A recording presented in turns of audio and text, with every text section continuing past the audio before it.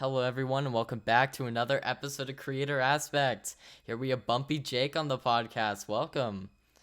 Welcome, Whoa, Jake. hello. It is a pleasure Whoa. to have you. Of course, well, welcome. Yeah.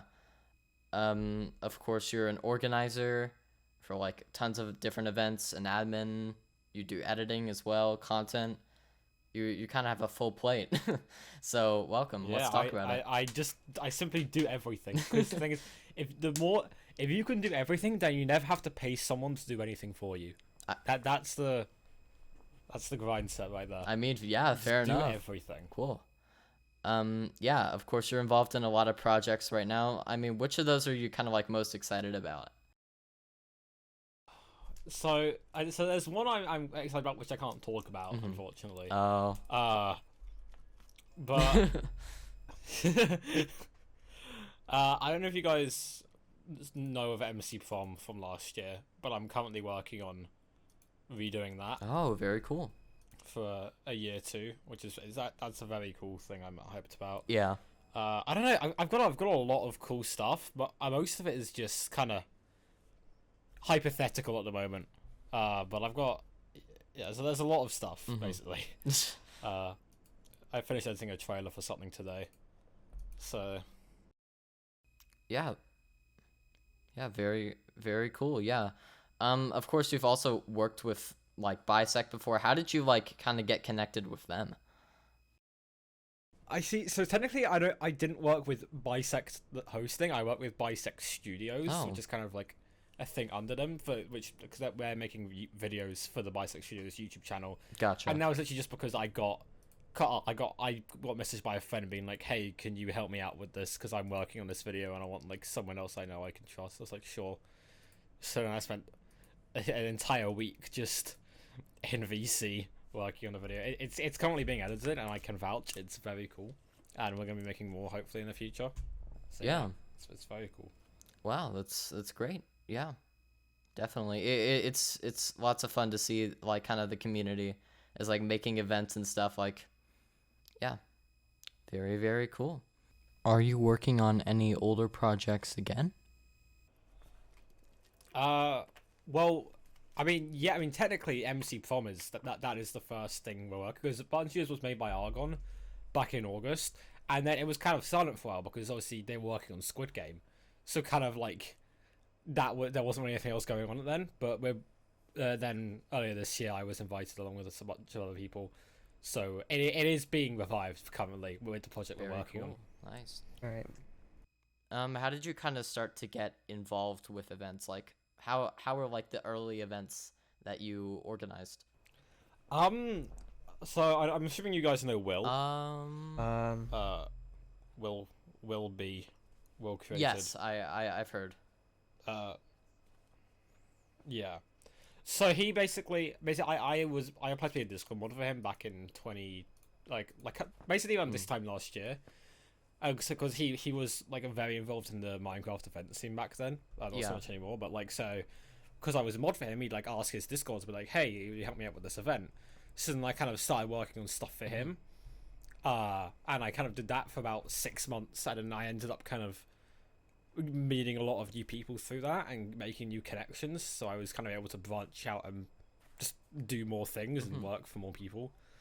But that was like how I got into it because I wasn't in this community like at all before. I kind of just happened to be in it because Nice. of Will. So you're kind of like fairly new to like making events and all this. Yeah, no, I technically I've been making events for about a year now, but I haven't been making good events. I've been making good events for about like six or 7 months. Nice, yeah. How do you think you like got involved with everything so quick? Because like you're working with Wave, of course, BisectStudios, Button Presents, like a ton of other stuff that you've worked on, like the NC Pride event, like last month. How did you kind of like get involved in like so much and such? It's literally just like connections and just knowing people. I got very lucky that I happened to meet Will, and then because of that I was then able to meet Argon, and because of Argon I was then able to work for Actually, no, I was like because of Argon, I was able to work for Wave, but also because I just happened to like reply to a Kaboodle's tweets, and I happened to work on 5 games. Like it's literally just been I happened to meet people, and from that I was able to meet other people. Like it's just like networking basically. So I have got very lucky though, which is great. Yeah, wow, that's really really cool to hear. Yeah, with connections, they're like it's kind of cool how like the Minecraft community is kind of just like a massive network of people at this point because there's so many events. There's like I meet someone one day Yeah. and they're like, "Oh, you know this person. I also know this person." Like it's just really cool to see like everyone kind of as a community just like knows each other. It's really cool. Yeah. Yeah, definitely. Are there any other ways you like kind of got to know like a lot of the people you know today besides, of course, like meeting Will? I mean, it's just kind of just from joining projects. Like quite a few of the close friends I met through like different SMPs I was a part of. Usually I was running them. Like I just meet people from those SMPs, and then I just keep in contact with them, and I end up working with them in the future. So it's just kind of just from talking to people and just joining different things. Like I join a bunch of SMPs, and I barely play on them now, but I'm still able to join them and meet people from them and make connections, and that's really how I got into everything, just because I happened to just meet people who like saw that I could do cool stuff. Definitely. Um, of course, you've been involved in a lot of like past projects as well. Like, which one of those like projects that you're no longer working on is like one like what is your favorite? That's I've worked on a lot of stuff. That's the thing. I feel like Fly Games is definitely one of them because Fly Games it's the biggest event I've worked on. It's the first like big event I've worked on, and it was really cool to be able to make just because of like just all the people I was able to meet and the fact we were able to raise money for charity. It was like that's probably like I have fun basically working on any event I work on. I did an event called Cloud Cruise at the beginning of this year, which is also quite fun because it's just a very chill event where I was just able to just make a few games and people were able to just come on and have fun. Like that's just honestly the best thing, just like seeing people have fun, which definitely was the case for like 5 games. Of course, you've been working on events for, you said, like around a year now. Do you see yourself like continuing like working on events as like an organizer and like a developer, or do you see yourself somewhere else? Like, where do you kind of see yourself in a few years with all of that? I mean, I right now because I've kind of even though I've technically been doing it for about a year, I consider myself quite new to working on events. Like I've only just started working with Wave, and so I haven't done anything for Wave technically. So like I see myself being here for quite like at least like quite a bit more. I'm very bad at kind of like thinking about what I'm going to do in the future just because I genuinely have no idea. But I definitely see myself doing this for a while because honestly it's a lot of fun, and I feel like after moving away from doing content, it's kind of like I'm realizing I can kind of still do all the stuff I enjoyed, which is stuff like editing, whilst also doing other stuff like developing like that I enjoy. So it's a good way to combine things that I like. So I'm quite happy with being here at the moment. Are you still doing content right now? Because you haven't uploaded in a few months. Yeah, it's not at the moment. It's content's become a very low priority for me at the moment, just because of how busy I've been with like working on events and stuff. Like I'm at a point where I constantly have like at least like 3 to 5 projects ongoing, so I constantly have stuff to be working on. So I do have a couple of things I want up. I have a video that is basically finished. I just need to record some more stuff for. So and I do occasionally still stream, but I'm kind of like I don't consider myself a content creator anymore. I just kind of do content when I feel like it, which right now isn't much because I'm so busy. Do you feel like content helped you get like into event organizing? Do you feel like you would have been able to like organize the events and like do what you do today if you didn't do content? I mean, I feel it definitely helped. For example, like one of the ways I was kind of able to get into event making, or like the way I was able to get into working for BisectStudios was because of my editing, because that was kind of where I first met when I first kind of did stuff with Argon, was when I edited something for him. So, and obviously that doing content for 6 years, I've become like a pretty good editor because of that. But also I think just working on projects, because I kind of my videos where I'd always kind of like make them bigger projects than they need to be, so I'd have a lot of experience kind of managing stuff. So it definitely, I feel like I still could have got into event organizing because it was something I always kind of wanted to do, but doing YouTube definitely kind of helped me. And also to help me realize that I don't really like making videos that much. Yeah, I mean, fair Oh. enough. Have you been editing a lot recently? Like, do you enjoy editing? I do enjoy editing. Yeah, I haven't been doing as much editing as like in terms of content because I haven't been making content, and I kind of like I wanted to like look for like editing jobs, kind of doing editing for content creators, but then I kind of just stopped doing that. Eventually, I stopped like looking for jobs like that because I realized it wasn't that fun for me. So now, like most editing I do nowadays is stuff like doing trailers for events, which I find really fun personally. But I don't really do as much content editing nowadays. Mm. I have noticed, this is a bit off topic, but you have kept up your videos from like 8 years ago, which is something Oh, I need to That- see Oh this. yeah. that's something I really haven't seen with many people. Like most of the people I know and myself that do content like don't have their videos public. Like with me, I did make videos like a long time ago, but that was like on a different channel. Like I still don't have access to those, but you have chosen to like keep those up. Do you feel Yeah. like it's a I mean, I felt. Sorry. Oh yeah. Okay. Do you feel like it's a better idea to keep those like older videos like public, or should like content creators private them? Definitely not. I shouldn't have these videos public. Being completely honest, I keep meaning to, and I'm like, it's probably fine. Like the thing is, like, I don't really have an issue with these videos being up. Like apart from the ones that like definitely leak my Justin, that I should probably delete. That like most of them, like it's kind of cool to be able to like, because people have said to me like they've looked back at my old videos and then looked at my newer stuff and like seeing like how far I've been able to come. So I think that is quite cool. And also it's just quite comedical. Just like you go on my channel, like the top right, it's like these really high quality videos, and then you scroll down and then it's just a Minecraft episode 500. Like, I mean, yeah, it's definitely something unique that I haven't like seen before. I do know like a lot of friends that have been doing content for a long time, but like most of their videos are either long gone or privated. So yeah, definitely something different. yeah. During that like period of 8 years when you're like doing content, when do you feel like your content started to improve? I feel like I don't know, because there was a period where like I only did Minecraft, and then kind of around what year was it? It was like 2017. I kind of started to do less Minecraft, and I only got back into Minecraft kind of 2020 when the pandemic hit. But I feel like because I was doing a lot of IRL editing, which I still think is quite good. So I would have said probably around 2019. Like 2019, I think is where I started like improve a lot more. But then also I feel like just 2020 is where I like when I started to do Minecraft stuff, and then I started to improve from there. I think it's probably, but I don't know, because every time I upload a video, I'm like, yeah, this is the point where I've started to get good, and then every time I upload a video, it's like, no, this is the point where I started to get good.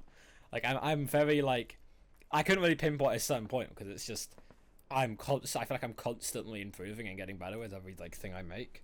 Yeah, definitely. Like, do you feel like because you made content for that 8 years, that's like how you got like really good at editing? Oh yeah, no, definitely, because like I was always like kind of interested in editing. Like I used to make just like little home movies on Windows Movie Maker before I even started YouTube. But like editing always interested me, and I finally got Premiere in like 2015, and I just kind of kept learning. And like I definitely would not have been as good of an editor as I am now, if I didn't do editing for 8 years. Like it would have like it's quite a big impact that doing editing has had. Even though a lot of the techniques I use in terms of like doing content editing, I don't really use now because I don't really edit content anymore. So you like editing more than recording your videos, right? Oh yeah, I mean, it very much depends. I do like recording because it can be a lot of fun. Like some videos I'll love recording and hate editing, but sometimes I'll love I hate recording or love editing, which is kind of why I stopped recording stuff and just kind of started editing my streams into videos. Because then I wouldn't have to like dislike the recording, and then the editing was more fun. Yeah. So it depends. Gotcha. Yeah. Do you have any like advice for newer editors that haven't been doing it for like 8+ years at this point? I'm terrible with advice. I think just tutorials, honestly. If I still remember when I first started using Premiere, like looking up a YouTube tutorial on how to like zoom in clips and stuff. Like if you're unsure on something, look it up. And if you just want to learn something, just look up, there's like so many After Effects or Premiere Pro tutorials online. Just look up tutorials and just literally watch them. Because even if you don't want to specifically create that effect that they're showing in that video, you'll learn a bunch of techniques from making that effect, which you can apply to anything else. Like I've watched tutorials and I still just use like random techniques that they said in that video to create stuff Yeah, now. definitely. Tiny, you have a question? You can go ahead. No, you go. Oh, okay. I'm just looking at this Sonic video. Jake reposted it. Oh, okay. Yeah, that one. That no. video. Oh yeah. I rarely retweet stuff on my account. Like I barely tweet anymore, but I saw this and was like, I have to retweet it. This is peak Twitter. You need to yeah, it's great. What is like your favorite video that you have edited? That I've edited. That I don't know, because again, like I it's kind of hard because in terms of the editing, I feel like every new video I make is the favorite one. Like I just finished editing a trailer today. I'd say that's my favorite one, but before then I would have said like whatever the most recent thing I posted on Twitter was.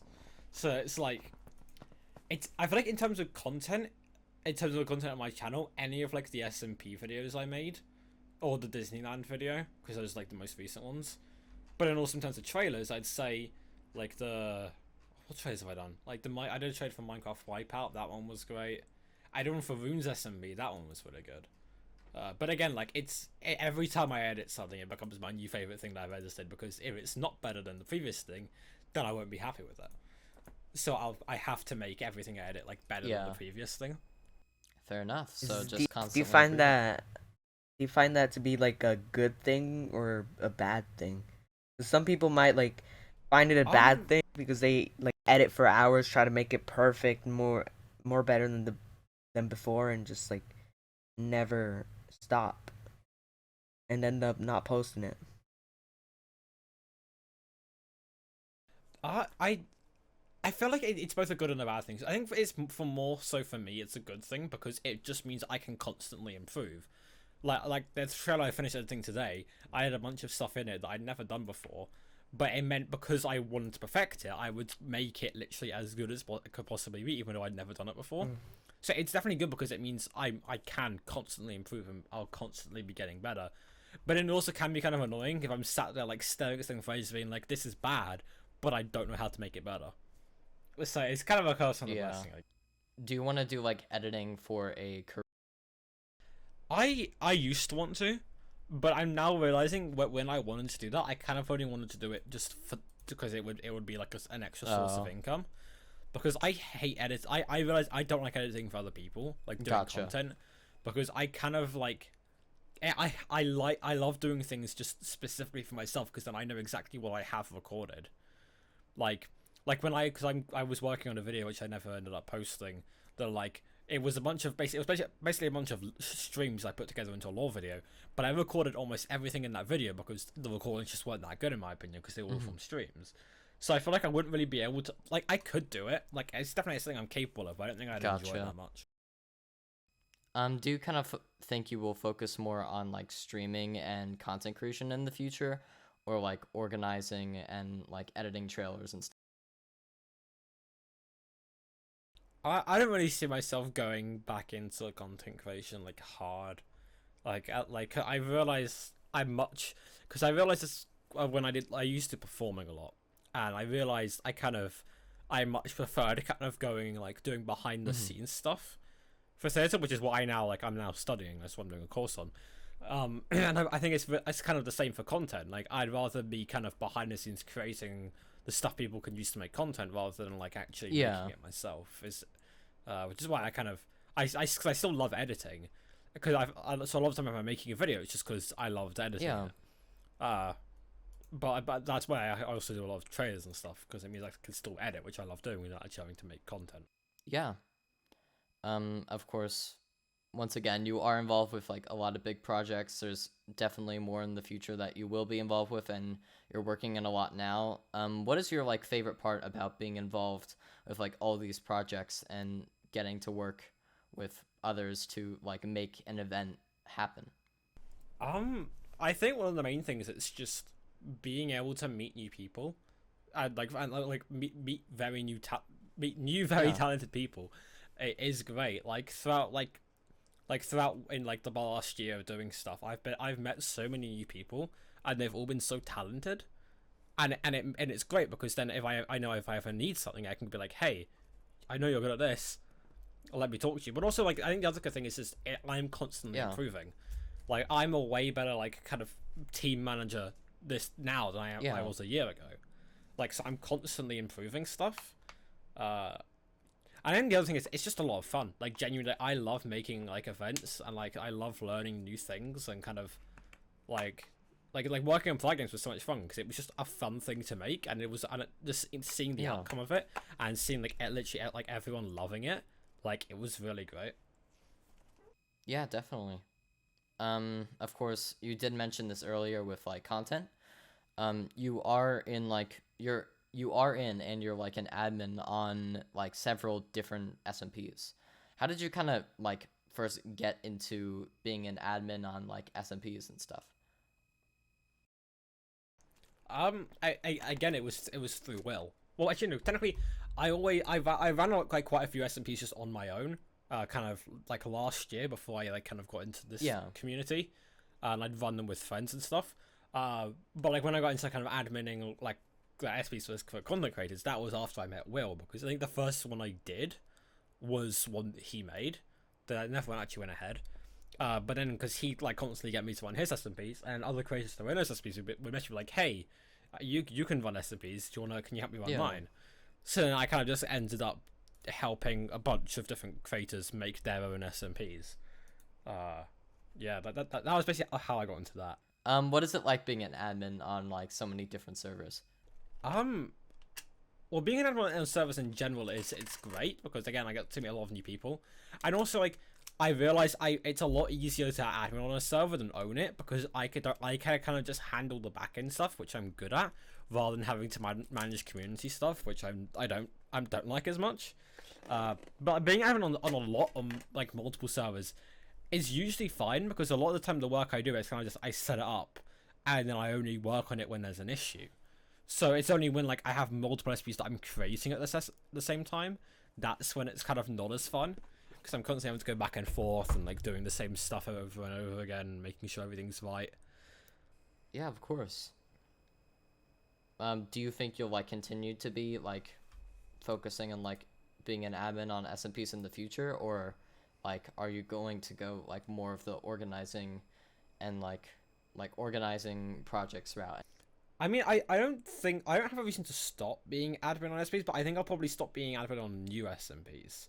Like, I probably won't like kind of accept doing any more, just because I've got too. I think some people I have too many. Like, I have so many that I'm working on that it's kind of like, if I take on any more, along with the stuff I'm doing with like wave and stuff, it will kind of become too much. But like, I also like Yeah. I don't really mind it, and like because it's fun, and I get to meet new people and stuff. But like it's something I want to do less, I guess. Yeah, like kind of what do you enjoy about being a part of like all these SMPs? Honestly, I feel like in terms of SMPs, it's just meeting new people, like meeting the content creators that become like. I ran Christmas SMP in December, which is one of Will's servers. And I made like a bunch of friends through that, and it was great because I'm still really close with all of them now, and they're all lovely people. And I never would have been able to meet like that many people and that many like creators if it wasn't for being in SMPs, because I don't really like network with creators all that much. Yeah, definitely. What kind of makes the servers that you're a part of different from other SMPs out there? They have me, obviously. Mm. It depends on the server, because a lot of servers are run are fairly generic. They're just like kind of general, just slap a few plugins on, call it an SMP, and then that's it. The servers that I run that are different are ones where like the owners kind of, because like, some of the SMPs I own, it's kind of like the owner is a creator who just wanted a server just to play on, but then some of the SMPs I own are like actual SMPs that might be owned by creators, but they're kind of it's branded as like it's I don't know how to put it. It's like it's more marketed as like this is an SMP you should join, rather than this is an SMP you should watch because creators are on it. Like for example, something like Earthbound SMP is like Gotcha. I like Earthbound SMP is I feel like it's different because there's a lot, at least for me, it's because there's a lot of different stuff on it. We've got all like so many like different features on it, which are very different from just a standard SMP. But I could also say that for a lot of the modded servers I run. So I feel like I'm not really in a place to say like how if they're different or not, because I'm not typically the ones running them. So if they're like kind of the same as every other SMP, then that's kind of out of my control most of the time because I'm not really doing a creative role on any of them. Kind of like regarding like event organizing and like editing and I guess just everything as a whole. What is like, how much longer do you think you will continue to work on editing and like organizing and everything for? I think until I just get bored of it, honestly. Like I don't really have a reason to want to stop it because I don't really have anything else that I'm doing that would mean I would have to stop it. So it's honestly just gonna be just when I don't want to anymore, which I can't really see happening at like anytime really soon. All right, nice one. We can move into our community questions. Every single week, we ask you the creator aspect community on Twitter and also the community of the guest that is joining us for the week to, ask some questions for the episode that the guest can answer. We have a few questions this week for you, BumpyJake. So, let's get into it. Sarah Bursty asked, where is SmoothJake? My name is like the worst thing ever because it's constantly just like, where is SmoothJake? Like it's so funny. No, but SmoothJake is dead. I can confirm. Oh, I killed him. That's unfortunate. SmoothJake doesn't exist. At least not yet. And maybe one day I'll get bored of being BumpyJake and I'll just become SmoothJake. Oh, I get it. No, I get it now. Yeah, that took me a while. Okay, that's why. Yeah, no, I didn't actually kill someone. I thought it was like a Smooth different Jake. character that had Jake in it, like Jake from State Farm or like Adventure Time or other shows. BumpyJake ARG coming soon. All right. The Inner Domain asked, what has been the most challenging project to work on, and what have you been able to learn from it? I feel like there's a couple because I could say in terms of event organizing. Actually, I say in terms of like videos, it would have been the little SMP series I did last year, which was challenging just because like everyone on the server quit before the third video, so I kind of had to. Yeah. I had to like basically make an entire video with like 10 people in it by myself, which definitely challenged like my editing and my management abilities, and it was very hard, but it came out well. And I think that definitely kind of it helped me. It kind of helped me like kind of learn a lot more how to do stuff without relying on other people, which is definitely useful when doing events. And in terms of events, I think the most challenging one would have just been Pride Games, simply because we only had 3 weeks to make it, and it was such it was such a big project to work on. I had to do a lot in that 3 weeks. In that 3 weeks, I had to come up with the game idea. I had to develop the entire thing. I had to set up all the servers 3 times, and then what else I had to do? I had to coordinate the builders, the sound designers, the artists, I had to just manage everyone. I had to manage the marketing in the end. I had to edit the trailers. Like, I had to do a lot for that, and in such a short amount of time when I was also still in school. It was quite hard, but yeah. But it definitely helped me learn a lot of kind of like team management skills, which I didn't really have before. Blockrat asked, how did you come up with your name and why are you so bumpy?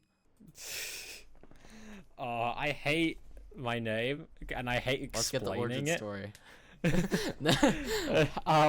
So, okay, you know, I don't like.